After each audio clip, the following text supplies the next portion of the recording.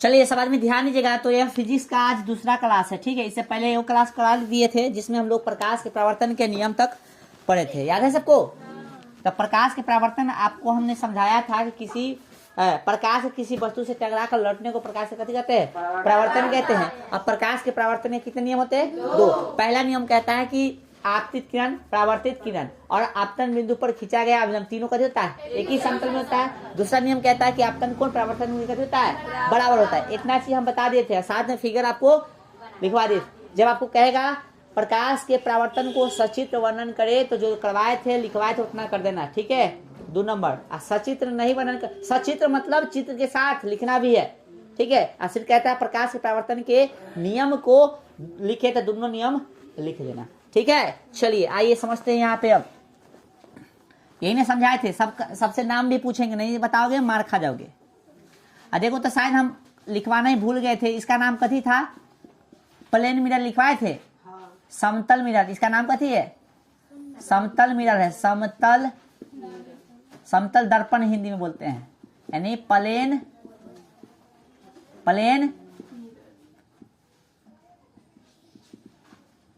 Mirror.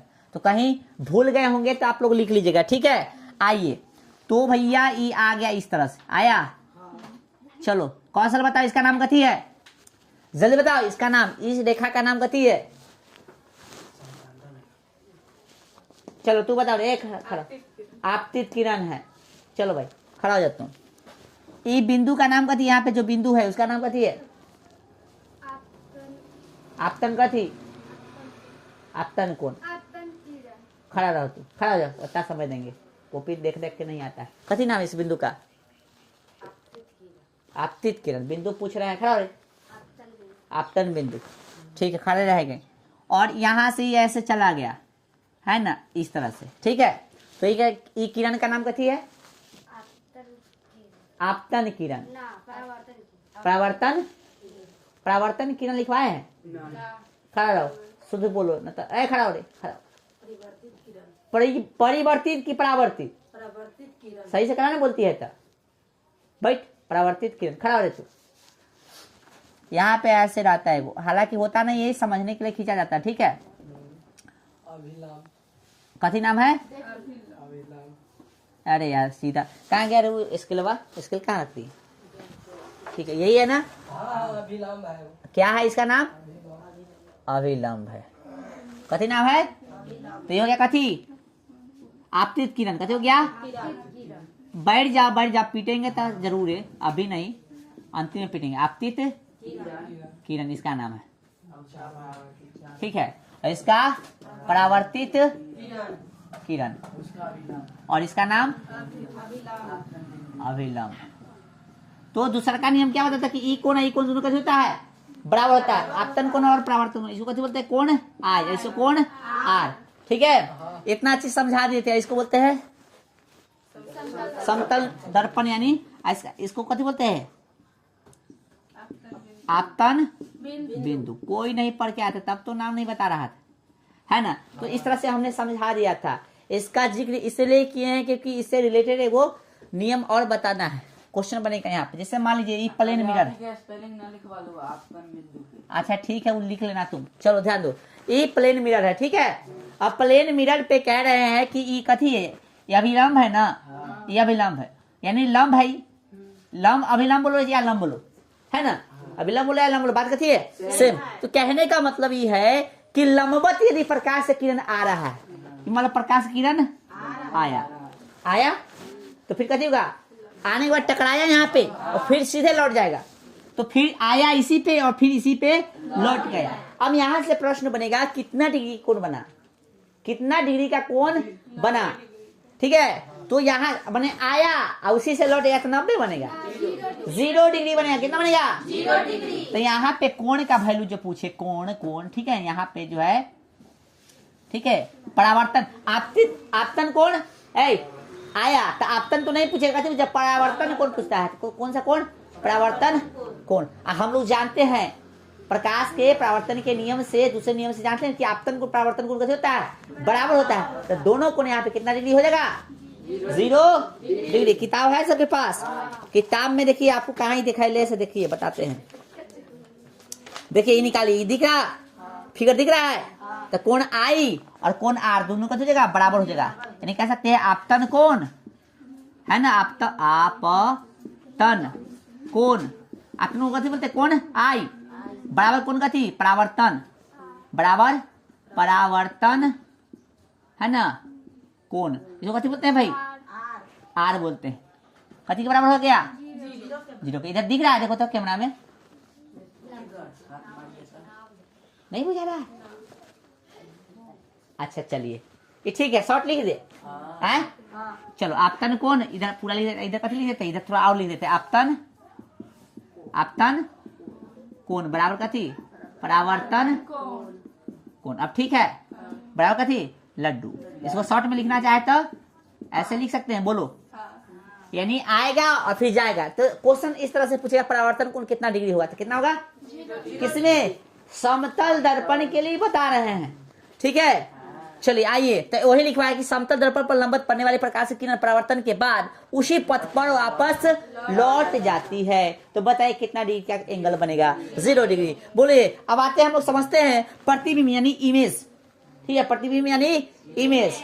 Camera चालू है कि नहीं, चालू है रे, मारेंगे बड़ी मार। प्रतिबिंब यानी इमेज की बात हो रहा है, तो किसी बिंदु, देखो हम इस तरह से परिभाषा लिखाए हैं कि जब अपवर्तन के नियम पढ़ोगे, दूसरा जो चैप्टर है उसमें जो पढ़ोगे तो उसमें प्रतिबिंब पढ़ना है रे, तो सब परिभाषा आ जाएगा, इसका भी और इधर जो भी परिभाषा लिखा है से दोनों के लिए आ जाएगा, ठीक है। तुमसे एग्जाम में प्रतिबिंब का परिभाषा पूछेगा तो ये नहीं कहेगा कि फलाना के लिए बताओ चिल्लाना के लिए बताओ, डायरेक्ट प्रतिबिंब का भाषा पूछेगा, ये लिख देना, ठीक है। आपसे वास्तविक प्रतिबिंब की भाषा पूछेगा, जो लिखा है से लिख देना। आभासी प्रतिबिंब का पूछेगा, जो लिखा है से लिख देना, ठीक है। आइए क्या कह रहा है, किसी बिंदु स्रोत से आती हुई प्रकाश की किरणें दर्पण से परावर्तन या अपवर्तन के बाद, दोनों नियम ले लेने, परावर्तन में ले लिया अपवर्तन, इसलिए दोनों में चल जाएगा। किसी बिंदु स्रोत से आती हुई प्रकाश की किरणें दर्पण या दर्पण से कथी, दर्पण से परावर्तन या अपवर्तन के बाद जिस बिंदु पर मिलती है, जिस बिंदु पर मतलब ये प्रकाश की किरण आया, जिस बिंदु पर कथी हो रहा है, मिल रहा है या मिलता हुआ कथी हो रहा है,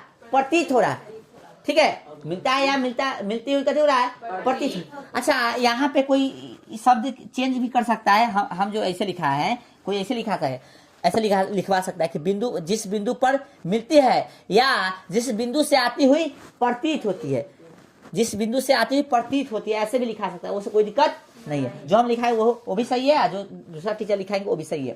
तो कथी बोला है, अब परावर्तन या अपवर्तन के बाद जिस बिंदु पर मिलती है या मिलती हुई प्रतीत होती है, उसे उस बिंदु स्रोत का कथी कहते हैं, प्रतिबिंब कहते हैं। फिर से एक स्वर में बोलना चाहें तो क्या बोलेंगे हम लोग, किसी बिंदु स्रोत से आती हुई प्रकाश की किरणें दर्पण से परावर्तन या अपवर्तन के बाद, ठीक है ना, दर्पण से परावर्तन या अपवर्तन के, हालांकि वहां पे अपवर्तन तो लेंस में होगा लेकिन चलेगा, कोई दिक्कत नहीं है, ठीक है ना। दर्पण यहाँ कथी होगा, यहाँ तो कथी होगा, परावर्तन होगा ना, हाँ, दर्पण में परावर्तन और लेंस में अपवर्तन, ठीक है। तो यहाँ परिभाषा लिखा है से चलेगा, कोई दिक्कत नहीं है, ठीक है। तो दर्पण से कथी परावर्तन या अपवर्तन के बाद जिस बिंदु पर मिलती है या मिलती हुई कथी होती है, प्रतीत होती है, कथी कहलाता है, प्रतिबिंब कहलाता है। उस बिंदु के लिए, उस बिंदु मतलब उस बिंदु स्रोत के लिए कथी होगा, वो प्रतिबिंब होगा। प्रतिबिंब क्या प्रकार का होगा, 2 प्रकार के, वास्तविक प्रतिबिंब रियल इमेज और आभासी या काल्पनिक प्रतिबिंब। आभासी मतलब आभास होगा, ऐसा लगेगा कि आगे जाके मिलेगा, तो आभास होगा, तो इसी को हम लोग कथी बोलते हैं, कल्पनाओं में खो गया, यानी काल्पनिक प्रतिबिंब, ठीक है। आइए अब दोनों का परिभाषा समझिए, वास्तविक प्रतिबिंब या काल्पनिक प्रतिबिंब, सॉरी वास्तविक तो यहाँ हो गया, यहाँ बाद में देखिए काल्पनिक। समझिए क्या कह रहा है कि किसी बिंदु स्रोत से आती हुई प्रकाश की कथी किरणें दर्पण से परावर्तन या अपवर्तन के बाद, ठीक है, वास्तव में मिलती है, उसे उस बिंदु स्रोत का कथी बोलते हैं, वास्तविक प्रतिबिंब कहते हैं। यानी किसी बिंदु स्रोत से प्रकाश किरण आ रहा है परावर्तन के बाद या अपवर्तन के बाद, ठीक है, समझा, परावर्तन या अपवर्तन के कथी बाद जिस बिंदु पर मिलती है, वास्तव में जिस बिंदु पर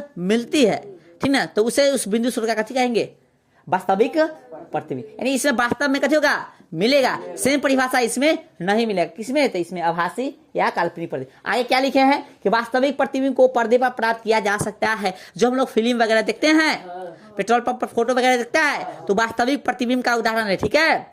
चलो, तो कथी है, वास्तविक प्रतिबिंब को पर्दे पर प्राप्त किया जा सकता है। वास्तविक प्रतिबिंब वस्तु की अपेक्षा हमेशा उल्टा होता है, तो वास्तविक प्रतिबिंब क्या होगा, हमेशा वस्तु की अपेक्षा क्या होगा, उल्टा होगा। ये सब पॉइंट ध्यान रखना, ठीक है। अगला है आभासी या काल्पनिक प्रतिबिंब। तो किसी बिंदु स्रोत से आते हुए प्रकाश की किरणें, यहाँ लगभग सेम है, ध्यान दोगे तो क्या है, किसी बिंदु स्रोत से आती हुई प्रकाश की किरणें दर्पण से परावर्तन या अपवर्तन के बाद जिस बिंदु पर मिलती हुई प्रतीत होती है, जिस बिंदु पर मिलती हुई कथी होता है, प्रतीत होती है, उसे उस बिंदु स्रोत का कथी कहते हैं, आभासी या काल्पनिक पर। यानी इस यहाँ पे मिलेगा नहीं, मिलता हुआ लगेगा, ठीक है ना। चलिए समझ में आ गया। अब यहाँ पे लिखा आभासी प्रतिबिंब को पर्दे पर प्राप्त नहीं किया जा सकता है, ठीक है। आभास हो रहा है तो आभास हो रहा है, कैसे पर्दा पर दिखा देंगे, नहीं दिखाएंगे। चलिए, आभासी प्रतिबिंब वस्तु की अपेक्षा हमेशा कथी होगा, सीधा होगा। ध्यान रखना है, आभासी प्रतिबिंब को हमेशा बिंदुओं से यानी डॉट से या कथी टूटी हुई रेखाओं से दिखाया जाता है, ठीक है। चलिए इसी के साथ कुछ पॉइंट और बताएंगे, हेडिंग बनाइएगा आप लोग। नहीं वास्तविक प्रतिबिंब तो हो गया ना। अब जो है आपसे कुछ पॉइंट पूछेगा, क्या पूछेगा उसको हम लिखवा देते हैं, आप लोग घर से लिख लीजिएगा, सबके पास किताब होगा ना, हेडिंग बना के घर से लिख लेना। देखो बता रहे हैं क्या चीज लिखना है।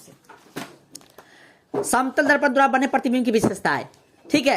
यानी अभी जो हम लोग पढ़े कौन सा दर्पण था, समतल। तो समतल दर्पण द्वारा जो है बने प्रतिबिंब की कथी, हाँ वो तो फिगर यहाँ पे बना लोगे।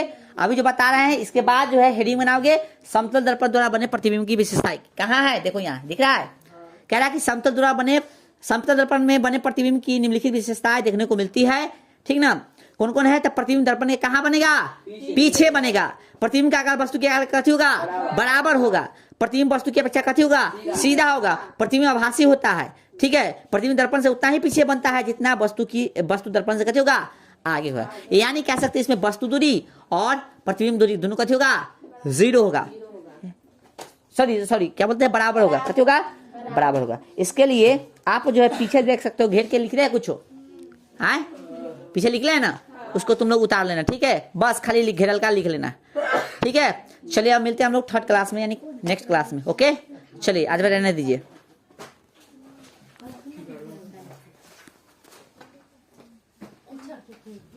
अच्छा